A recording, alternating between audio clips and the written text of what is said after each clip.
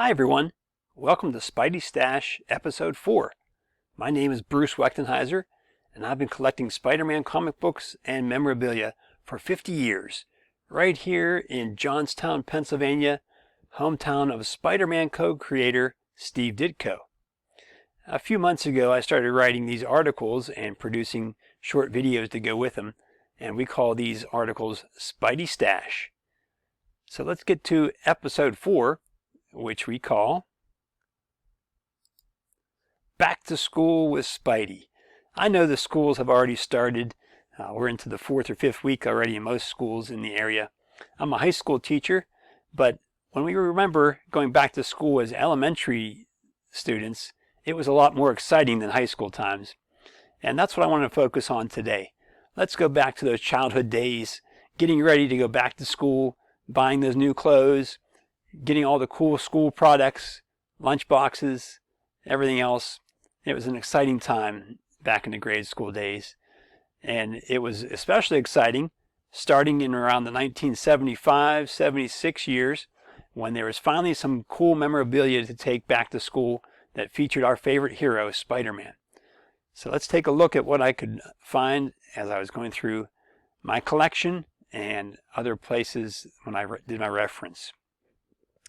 Well, like I said, up until about the 1975 year, there really wasn't much to do or to buy to take back to school for your supplies as far as Marvel heroes go.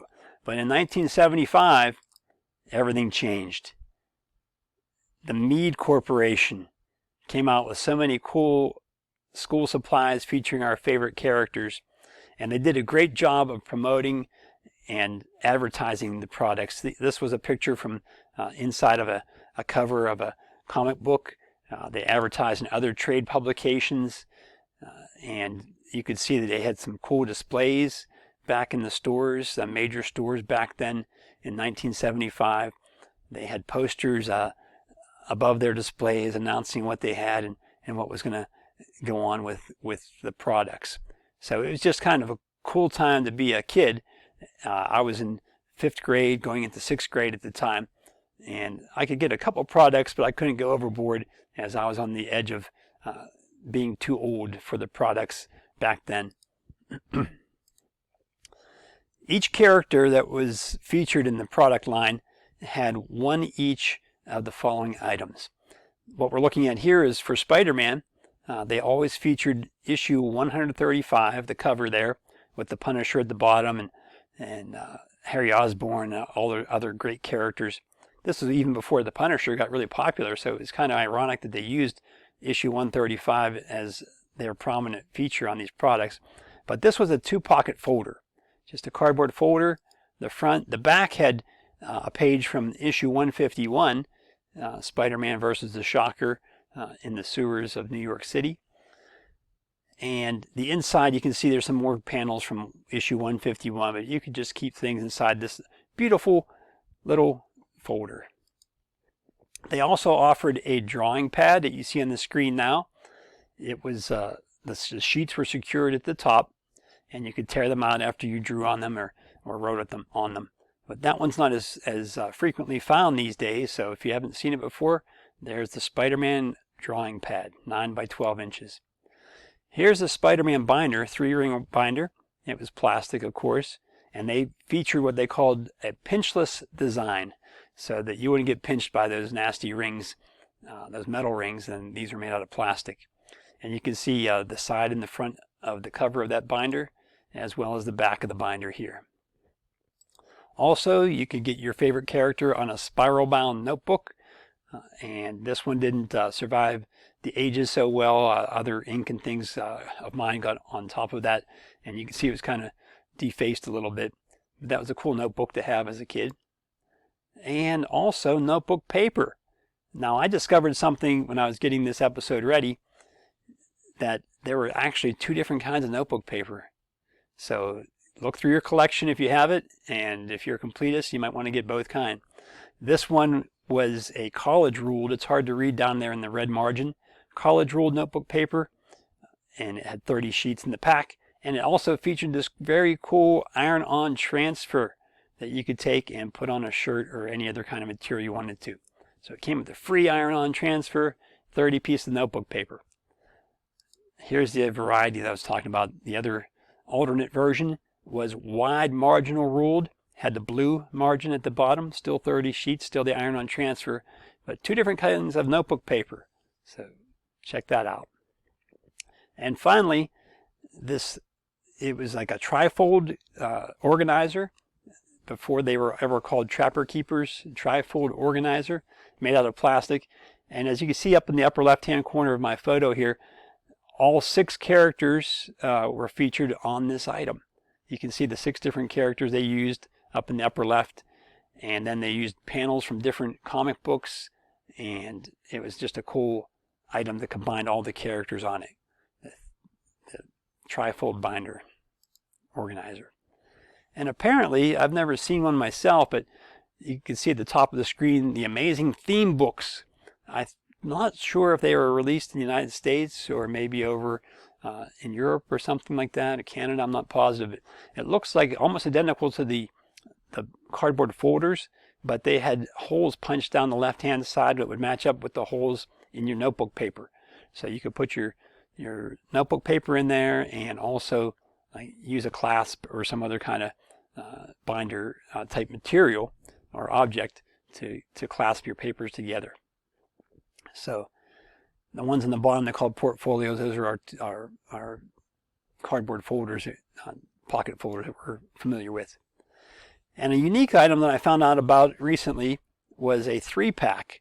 As you see pictured on the screen now, you can see that there was a notebook paper package, a spiral bound notebook, and also the plastic folder, and they all came together in a kit that was available through Sears catalogs. So on the next screen you can see the beautiful box that it came in when you ordered it from the catalog and got it mailed to your house. It was just a generic brown cardboard box, and you can see on the side though it says Spider-Man Ensemble, and they were 11 by 8.5 each, and there were 3 pieces. So if you can find that, it would be a cool item to add to a collection. In 1975 also, there were magazines that you could order through the school. When you're in school, they had the order forms for books, and sometimes there were magazines that were coming out. This one was from a Smash magazine, and JJ was featured on the cover, not Jonah Jameson. And this is Volume 2, Issue Number 1. So if you're looking for it, it's Smash, Volume 2, Issue Number 1. And in the middle of that magazine, stapled in there, was a book cover. And you can see the book cover featured Spider-Man, Amazing Spider-Man Issue 137, with Harry Osborn finally taking over the mantle of the Green Goblin. So there was a book cover that you could take to school, or put on your book and take your book to school with a nice cover. Soon after that, 1976, there were ads in the comic books to send away for other additional types of book covers, and when you ordered them, you could get them and delivered to your house, and they would come in a 2-pack. So here's a plastic bag with 2 different book covers in it. This one has Spider-Man on one side, as well as bicycle safety rules written on the margin there. I guess people weren't being too safe with bicycles back in 1976. And the second one that came in that pack was Captain America. So you could dress up your books, keep them nice, and take them to school in these book covers. Various pens started coming out in massive quantities around 1978. These were the click style pens. You see Spider-Man is the second one from the left. And you could find them in the stores in beautiful display boxes like this one. These are the stick style pens. You didn't need to click them. You just take the cap off and start writing. But the stick ones are made by the U.S. Pen Company and featured a lot of different characters. The click ones were also found sometimes in these strange generic packages that said thank you on it 3 times. And it looks like they were either like an award that you won for doing some type of fundraising, or maybe some other kind of promotion where they were giving these away to people. But thank you, here's your 3 superhero pens, including the Spidey. Later in the 70s, when the Bic Banana markers got popular, other companies wanted to have their shot at these thin marking pens. So Innovative, a division of the U.S. Pen Company, made this beautiful 3-pack of Spider-Man in different colors with really cool artwork on the packaging. Here's one that was loose, and marker pens. Around 1980, U.S. Pen Company started putting 2-packs out here with Spider-Man and Spider-Woman. And the first one on the left there were marker pens, and the ones on the right were the stick pens again. 98 cents for 2 pens. You couldn't go wrong back then, people. Later in the 80s, around 1988 or so, rollerball technology came out, so they had to keep up with that with Spider-Man markers, rollerball pen, I should say. And the cap featured the running Spider-Man pose on it from the fabulous John Romita. And there's your $1 rebate at the top. Dennison jumped in on the school products with the wonderful glue stick. Dennison Manufacturing. They had other characters, but there's our favorite character, Spider-Man. And this was released in 1979. Also in 1979, a messenger bag. You could throw your books in there if you wanted to, or other items, and take them to school. I can't find a maker, a manufacturer on this one. There's just a copyright of Marvel Comics, and it was made out of kind of like burlap material, tan material. And on the back, you can see how they had the straps and different things to help you carry that messenger bag. Would have been a cool way to take your books to school. Also, talking about cool things to take to school, here's a school kit. And it was designed and produced by the people at NASA. NASA put out tons of Spider-Man desk items, office items, if you want to call it that, in 1980. I'll probably do a show about them sometime, but 2 of their items I want to feature today is this school kit. The school kit had a giant pencil case. It had a round pencil sharpener at the top of the package there. A ruler, plastic ruler was back behind there, and a rectangular eraser with the running Spider-Man on it.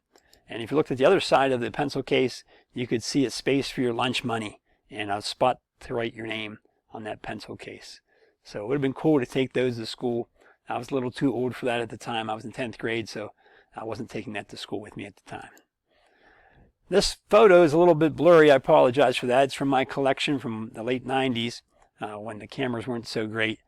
And these are 2 pencil caps. The Spider-Man head and the Hulk head are just plastic decorations you put on your pencil, and the rectangular erasers are at the bottom of that package. So stuff cool for your pencils to take to school. And here we go, people. Here's the main event. Lunchboxes. You know you were the coolest kid in school if you had a really cool lunchbox. And in 1976, Aladdin, who was king of the lunchbox manufacturers, put out a Marvel Superheroes lunchbox for the first time. Spider-Man was featured prominently on the front and on the thermos, plastic thermos. So that was a really cool lunchbox. And if you look back on the front again, Spider-Man was swinging from a traditional rope instead of a web.